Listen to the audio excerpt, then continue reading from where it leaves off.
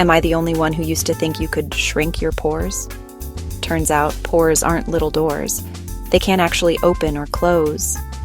Here's the real deal. Pores are tiny openings in your skin where oil and sweat come out. But they don't have muscles, so they can't magically open or slam shut.